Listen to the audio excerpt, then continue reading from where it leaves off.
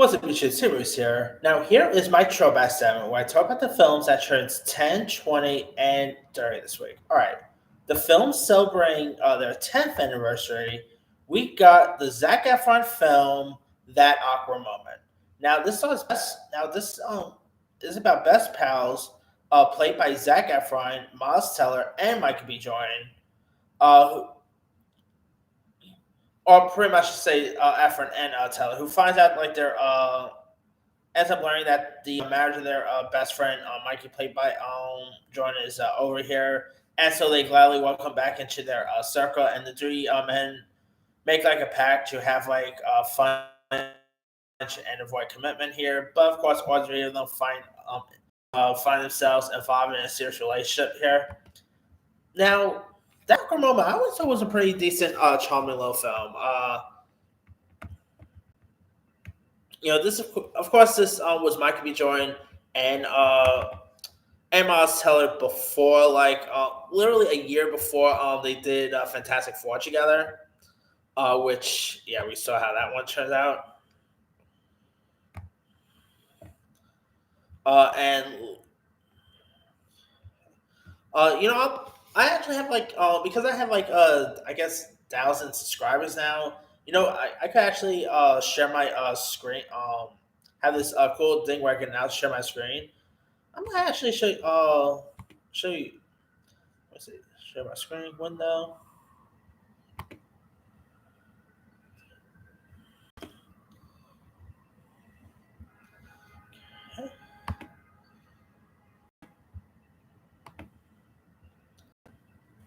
This is of course that awkward moment. Now this was actually pretty charming. Nice little with some decent performances by Efron, and of course and by Teller. I mean, Miles Teller and Mike B. Jones, I would say, were far better in this than they were in that Fantastic Four film from 2015. So yeah, that definitely says something there. But yeah, and also you had like Amuga Poots was also in this. You also had the likes of Mackenzie Davis. Really decent little flick. So give that one a go if you guys haven't seen it. All right. Now, okay. Now also turning now also turning 10 years old this week. We got a film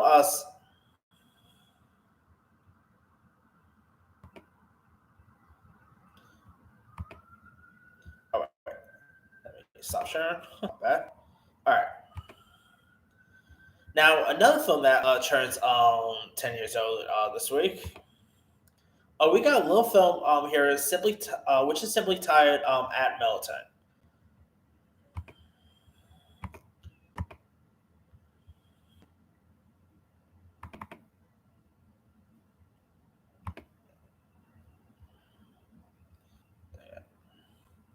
I'm just gonna stop sharing. I don't know how fully show you do that, but anyway, we also got a film simply titled "At Milton" that turns 10, which stars the likes of Vera Farmiga, Andy Garcia, Tom Skerritt, Nicholas Bryan, Thaisa Farmiga.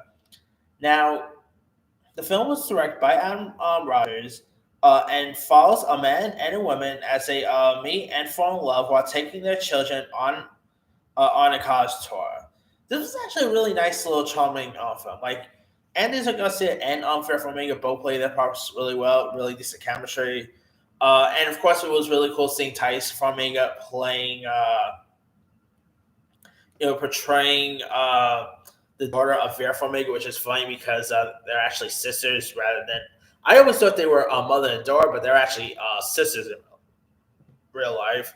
So yeah, but really decent, charming film if you guys haven't seen that. All right. Okay, now films turning 20 this week.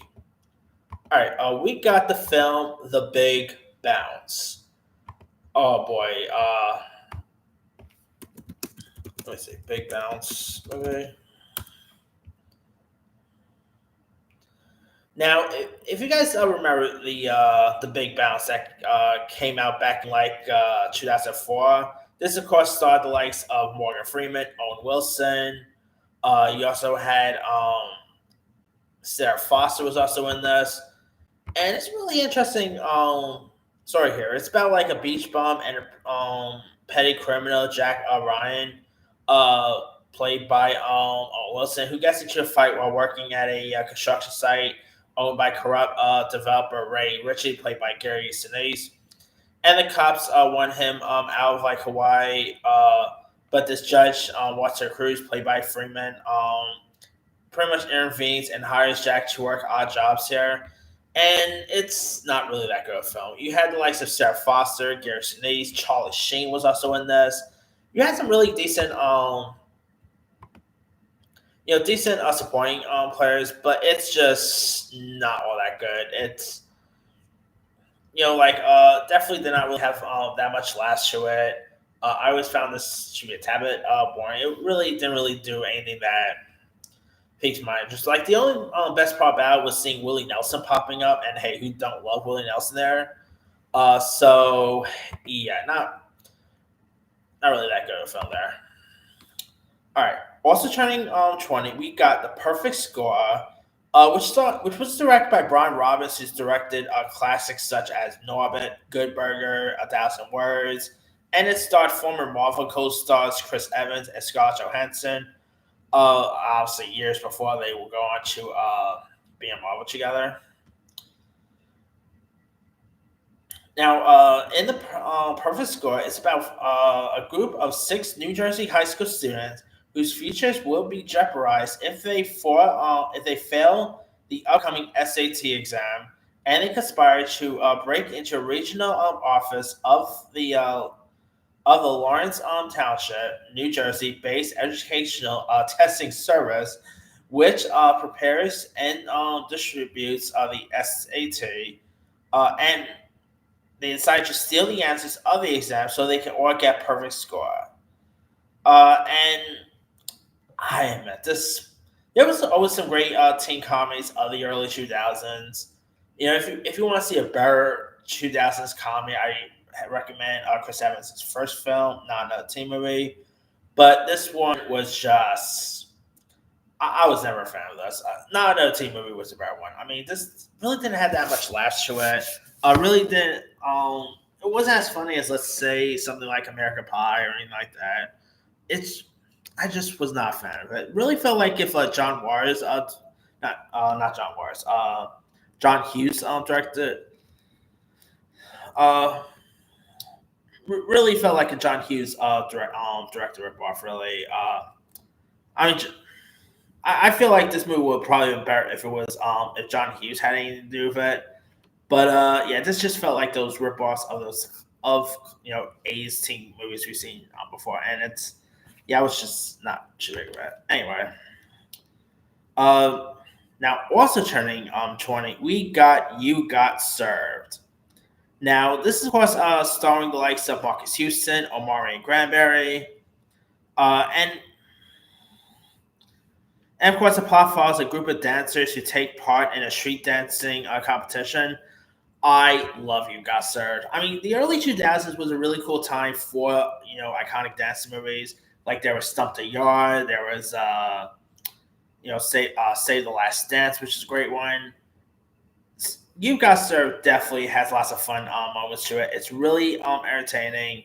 Marcus Houston, which is sadly he doesn't really hardly do much acting anymore. The only acting I mostly see Marcus Houston do is straight to Tubi films. If you go to Tubi, you'll see a lot of Marquis Houston movies on that on Tubi. Of course, he was also in Fat Albert in the same year. So him and Amari Granberry, really cool year for those two went because they were both in this as well as Fat Albert. So they started off the year because Fat Albert came out like back in December 2004. So they started the year off in the film she got, and they ended up the year off with Fat Albert. So that's fine there.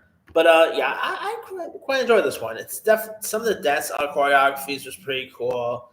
You also had some other cool cast members, like you had Megan Good, Jennifer Freeman, who you might know as Claire from A Wife and Kids. You also had Jackie Carey, Malcolm David Kelly. It's a really fun one. It's also directed by Chris Stokes, who, like Marcus Houston, has mostly done stuff for Tubi nowadays. Hey, gotta eat, I guess. But now I believe they also did a sequel, if I'm not mistaken. You Got Served 2. Didn't they do a sequel? Let's see. You Got Served 2. Yeah, You Got Served Beat the World. Oh, God. I don't even remember anything about that. Yeah, they also did like Something Yard 2. I mean, I'll love to see another You Got Served with the original cast members coming back, like Marcus Houston and all that. That would be really cool, but who knows? All right. Now, not really anything to go by with the dirty one, except for the god awful big screen remake of Car 51. Where Are You? This is, of course, a remake of a classic Car 54. 54? Where are you?